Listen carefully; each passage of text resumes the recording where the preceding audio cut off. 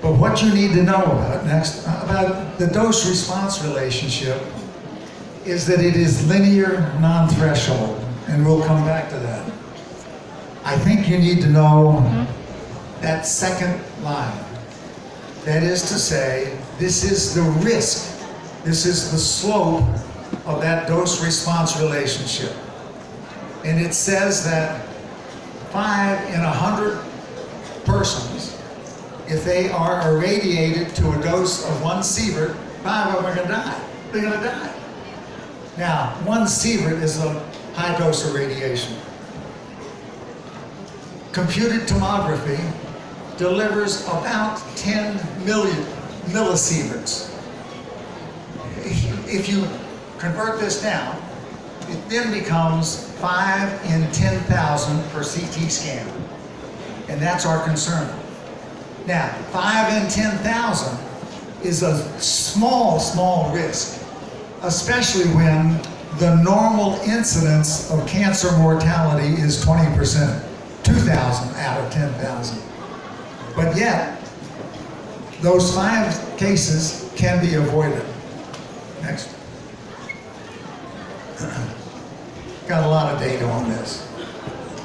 This is data on solid tumors, lung cancer, colon cancer. And it has something to do with a measure called attributable risk. But what you see from this data, number 1, and on your plate, when you have a pediatric patient, you need to be particularly attentive because pediatric patients are 3 to 5 times more sensitive to radiation dose than we are as adults. And the other thing to recognize from this is that when you are irradiated as a patient, the response may not occur for 40 years. And when it does occur, we cannot identify it as radiation induced. That's the dilemma that we're in right now regarding radiobiology. Next.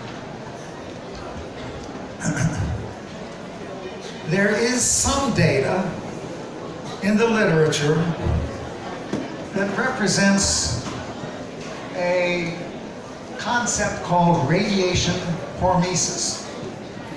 And that concept is, for instance, the Russell Laboratory with the mice. 10 kilometers down the road at Oak Ridge National Laboratory is the unirradiated control mice. No radiation. They're just down there. Mice living over in the corner of this radiation chamber get just a little bit of radiation, just a little bit. What they found, and several investigators have found, and that's what this dose-response relationship is right here, that is hormesis, and it is that a little bit of radiation can be helpful, all right? And there is data to support that. But in radiobiology, we do not support that as a general term. We come where what I have written on, next, we come somewhere in between. Next. Oh, check this out. Yeah, you see this guy in the upper left? His name is John Cameron. He is a medical physicist at the University of Wisconsin and very much an advocate of radiation hormesis, and that uranium is good for you. Just a little bit of uranium is good. Now, the rest of us don't believe him, but at any rate. And of course, it's in the literature in the US right now because of uranium ore that was sold by the Clintons to Iran or something like that. It's very complicated, and it's good stuff. Next. This is where I think we are. And this is the message that I would like for you to take home.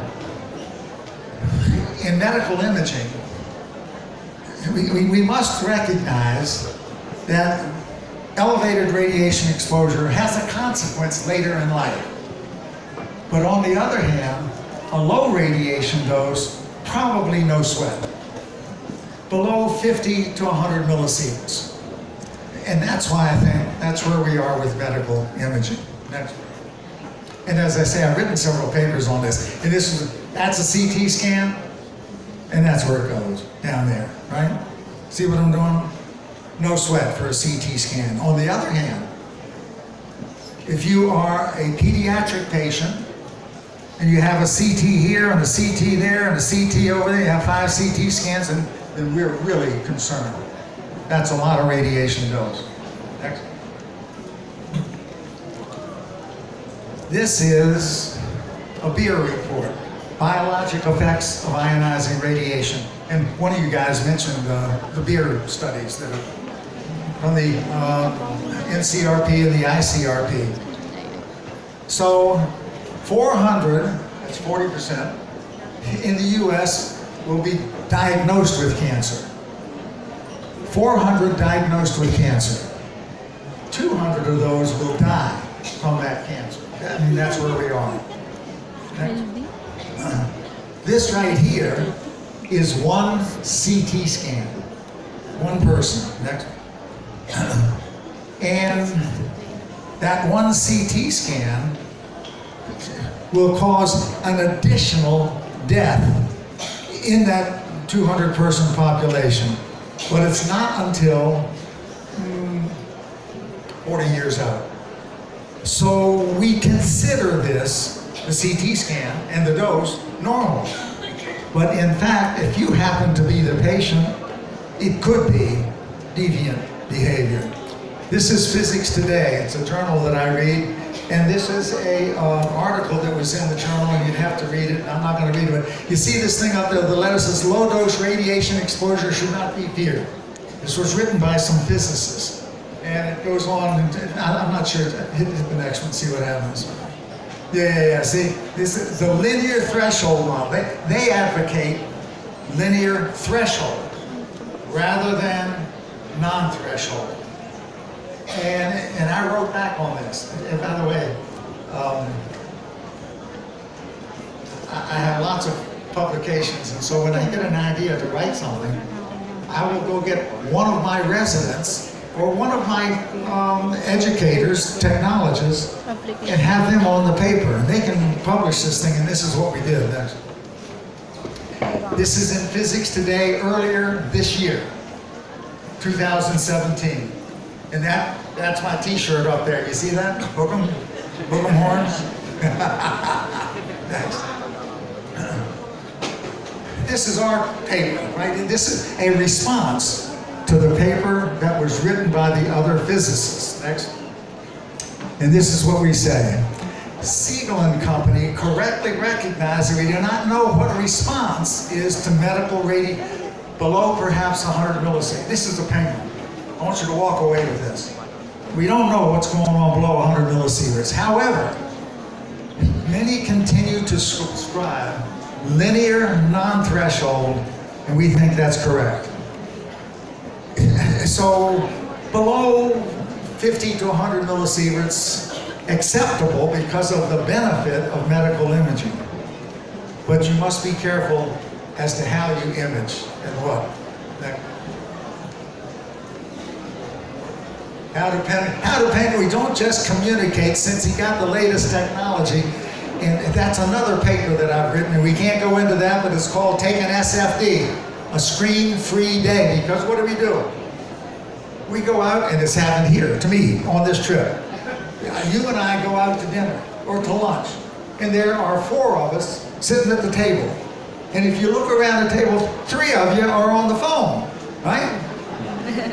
If you and I go to lunch or to dinner, my rule now is we all take our cell phone, we put it on the table, stack them up. The first person to reach for that phone pays the bill. Next. Keep going. Family. There's another one.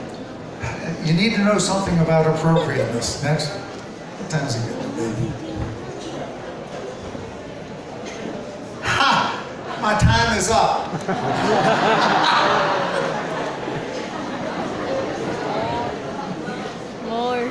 we're going to cut this. ACR, American College of Radiology, has made a great contribution called appropriateness criteria for other physicians. And the whole purpose is to advise other physicians as to what is the appropriate medical imaging modality for a given clinical condition. Next. And what's really good about this publication, and there are now about 30 of these, 30 different appropriateness criteria publications. This table is in every one of them. And I challenge you, each of you RTs, that you should know this table for whatever the procedure is that you're involved in.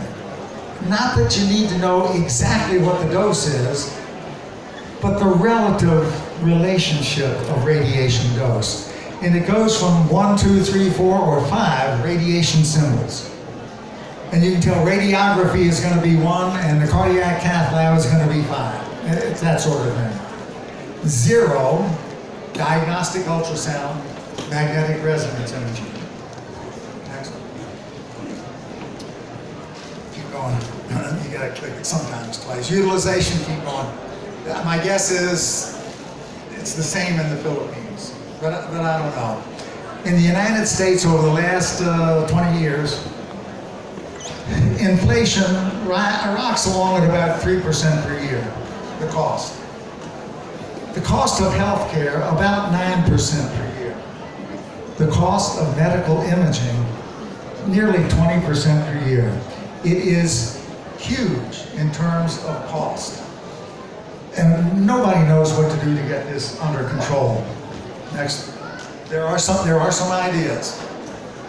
This is CT use in the emergency room. Next. 20 years ago, patient comes into the emergency department, trauma patient, radiographs.